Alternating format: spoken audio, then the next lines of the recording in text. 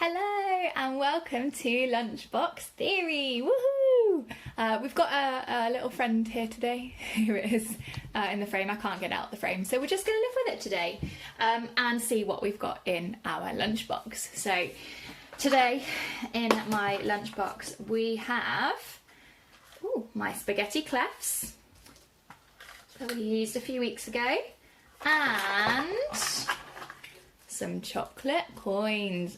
Not sure if spaghetti and chocolate goes together, but to be honest, I'm always okay with chocolate, no matter what the context. I think we should have more chocolate in our music and in our lives in general.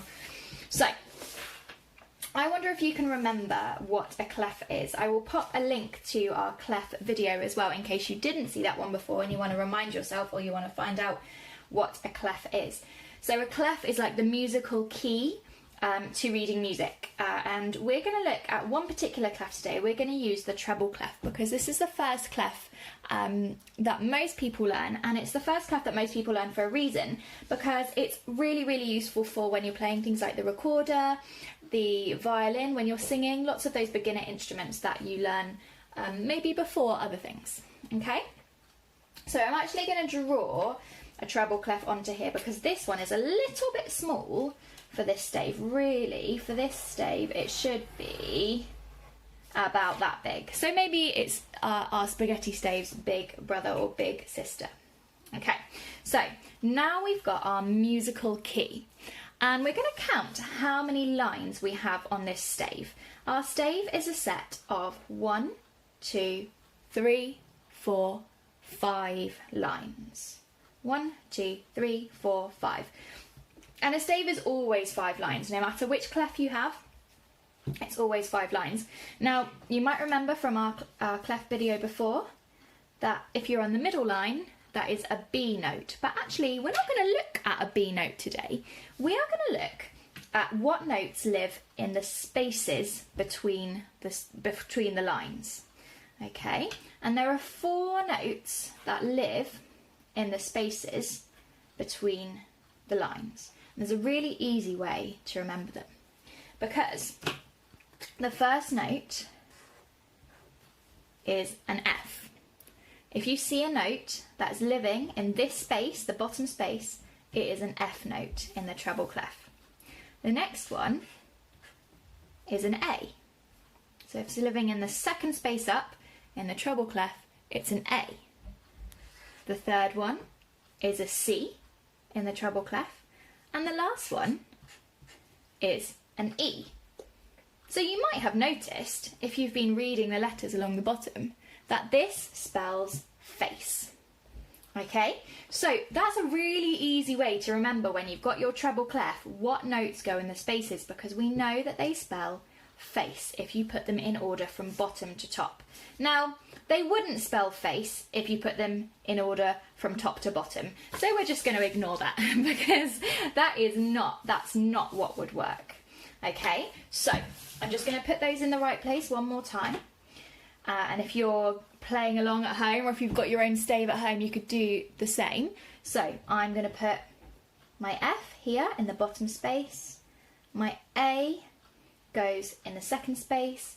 My C goes in the third space up. And my E goes in the top space, the face. Okay, now they don't have to be in this order to make those notes. Okay, I am going to get a new sheet and I'm going to draw my treble clef again because our clefs are important. Remember, if we had a different clef, these notes would be different.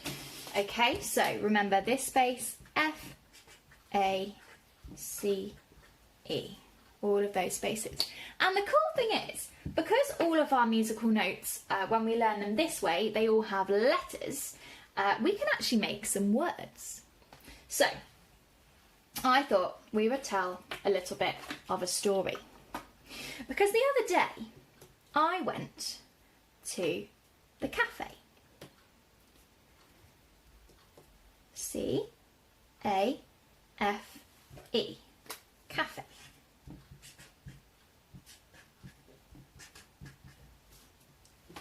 But it was a bit of a faff. It was a bit of a faff. Got F, A, F, F. That's not a C anymore, is it? It's an F. A, F, F. It was a bit of a faff. First of all, when we got to the car park, we had to pay a fee. Draw my treble clef. We had to pay a fee.